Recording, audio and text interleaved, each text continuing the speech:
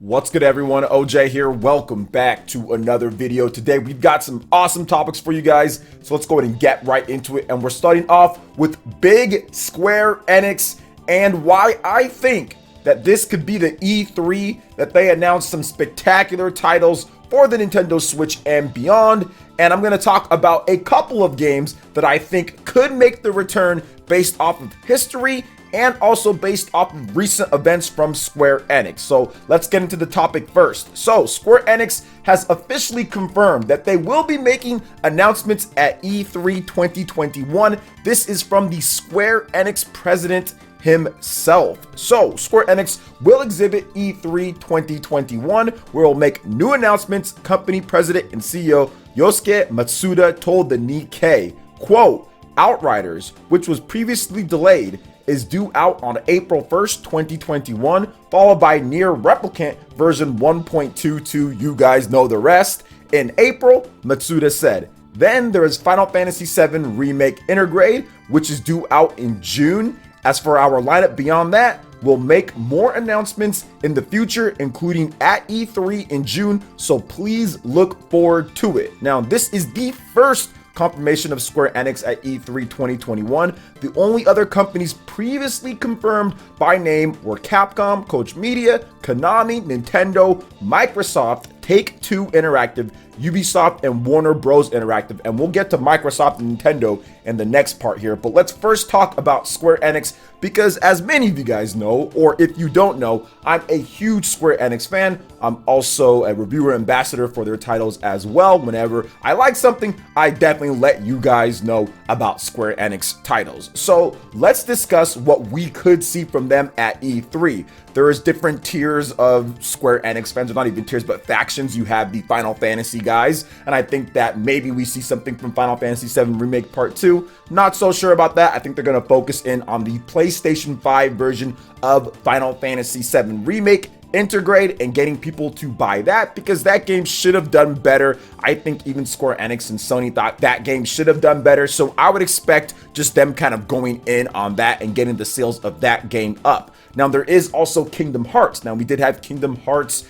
3 and all the other stuff that released afterwards. I think it might be a little bit too early to talk about the next Kingdom Hearts adventure. Maybe we get some Switch ports or something like that, but I wouldn't expect anything too massive from there. Maybe even a little bit of a hint, but nothing big when it comes to games or anything like that. Next up is the classic and reboot section, and I think this is where Square Enix is really going to go in outside of other things. Now, they have also, I think they copyrighted a bunch of like Nier and other stuff like that. So maybe we see your Nier Automata on Nintendo Switch, or maybe we see a next Nier game announcement. Maybe the next actual Nier game will be coming out. I think that could be something, because that was a big selling title for them when it comes to the style of game and everything like that. So that's possible. But I also feel that we could finally see the bringing back, the resurrection, the return of the Chrono franchise in some way, shape, or form. Now, this gets Chrono fans all kind of riled up in different ways in terms of what they should bring back.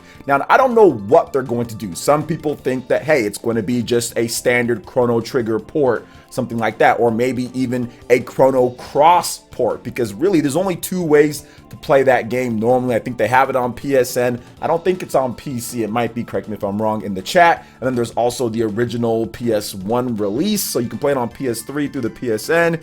You can also play on PS1, but there really isn't a lot of ways to play that. And to be honest, out of Chrono Trigger and also Chrono Cross needs the remaster or re-release more than Chrono Trigger. Chrono Trigger has been re-released multiple times, so I do think if we do get anything from the Chrono franchise, this is what it will be. It will be a Chrono Cross remaster, and then they will just bring over Chrono Trigger to modern platforms, release them on PSN or release it Xbox Live, maybe through Game Pass, then also Nintendo Switch. They'll just release the game. So I do think that that is a possibility. I do feel that we could see like a physical hard copy of Chrono Trigger in its original state to try to gouge people a little bit more for it, the nostalgia, because you know people would rush out there and buy, even for $60, a Chrono Trigger port on a cartridge if it got some nice little goodies and extras with it and stuff like that when it comes to physical objects. So I think they're probably going to do something like that. And then we see a remaster or even a remake of Chrono Cross in the same vein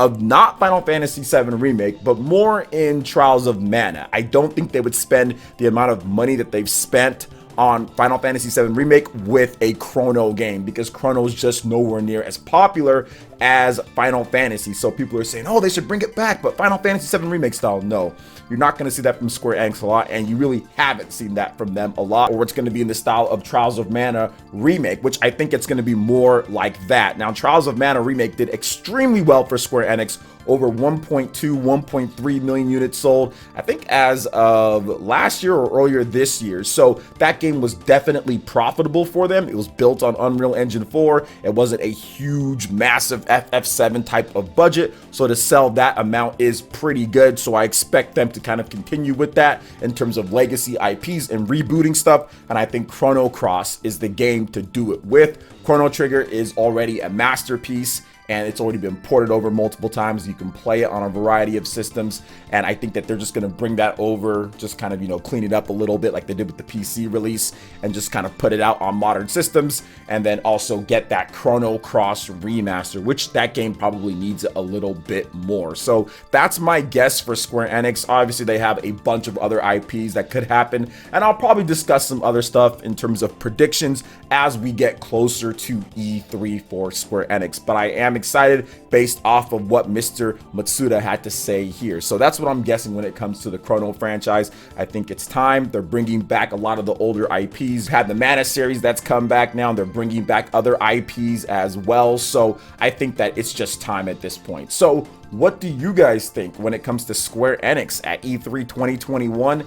Let me know your thoughts in the comment section below. All right, now moving on to the next topic here. It seems like Microsoft and Nintendo at this point are definitely heading towards a huge announcement, and I think we could get it as early as E3 2021. Now, over the past couple months, we've heard rumors, actually for the past couple years or so, we've heard rumors that Microsoft and Nintendo are working together on something when it comes to distribution or maybe something like that. Now, we've had multiple instances of Microsoft and Nintendo working together. We have Super Smash Bros. Ultimate that has multiple Microsoft characters in there with Banjo and Kazooie and also Steve. They've worked on the Nintendo 2DS Minecraft. Minecraft is one of the biggest selling games on the Nintendo Switch, especially in Japan. It's doing very good there and making them a bunch of money. And of course, here in the West as well. So Microsoft and Nintendo have a very good relationship. Heck, you can even look at the stuff like Cuphead and also the Moon Studio games, Ori and the Blind Forest, Ori and the Will of the Wisps. There's been multiple different things that Nintendo and Microsoft have been working towards and together for the past number of years, especially with the Switch. So if you look at what they've been doing recently, they've been having these presentations or these little things where they talk about stuff, and you have executives at Microsoft that have been showing off a Nintendo Switch that's clear. It's like right there. There's no need for it not to be there if there wasn't something up. Phil Spencer did it already, which we've seen before, where Phil Spencer will show off some stuff that's actually going to happen. It gives us a little tease in terms of things. Phil Spencer had a picture where we had a Switch where you can see it very clearly. And now in the most recent GameStack live type of presentation, Sarah Bond, who is the Xbox Game Pass lady, she had a Switch that you can clearly see right there. So this means to me there are a couple things in the works. Also, my good friend Nate the Hates, Direct Feed Games, he's been talking about this for a while. I know MVG also tweeted out this picture too. That's where I kind of first saw it and everything. So here's what I think is going to happen. I think that I'm not sure if it's going to be Game Pass on Nintendo Switch. I'm thinking like an xCloud type of thing, because Game Pass, you actually natively download the games, if I'm not correct. Of course, you guys can correct me in the chat or anything, but Game Pass, it's actually to where you download the games, and the games are built for the system. But from what I understand, xCloud is through the cloud services, and you stream the game. So the Nintendo Switch clearly isn't what the power of the Xbox is when it comes to the Xbox series of systems, or even like the Xbox One X or Xbox One S. So I don't think all of these developers are all of a sudden going to have these versions on the Nintendo Switch. Now, it's possible with some games. Obviously, there's indie titles and there's other stuff like that. They could select a few games that are already cross-platform or have other games. So like, for example, Doom and Doom Eternal, and say, oh, you get these on Game Pass now. Skyrim, you get that on Game Pass. So there are select games that they could already do that are natively on the Switch, which could be part of this. This could be an xCloud and also a Game Pass type of situation. I just don't think it's going to be the full library of what we already see on Game Pass with Xbox on the Nintendo Switch. So I'm guessing, just based off of what the Switch already has, that it's going to be something like an xCloud type of thing. We've already seen other developers also do cloud streaming games on the Nintendo Switch. We have stuff like Control, for example, that is cloud streaming. We also have the Hitman game that is cloud streaming, and there was also a leak of Resident Evil 3, the remake, that's going to be cloud streaming on the Switch as well. So I would expect it to be an xCloud type of announcement. Therefore, all of the games that are on there technically would be able to run on the Nintendo Switch. And if you look at xCloud, that works very well from what I've seen other people do with the cell phones and stuff like that. xCloud seems to be the best type of streaming gaming type of service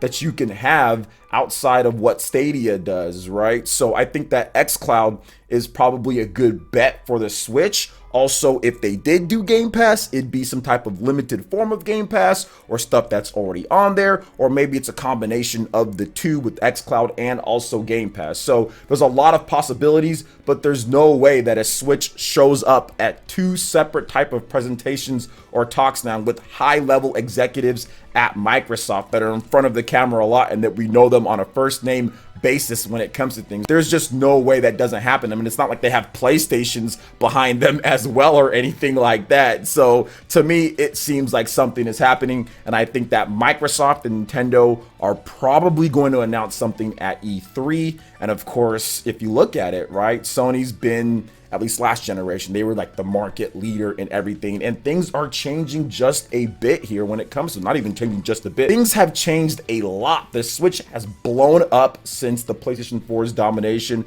The Xbox series of systems, while they're in third place at this point, they're still selling out of every bit of stock that they get. They just got to produce more systems, and Game Pass for many people is becoming more and more of a value thing for many people out there. Now, I'm not as big on Game Pass and cloud streaming. I'm simply just talking about the possibility is what we could see here. So what are your thoughts on this, guys? Do you feel that there's something up between Microsoft and Nintendo that could be announced at E3?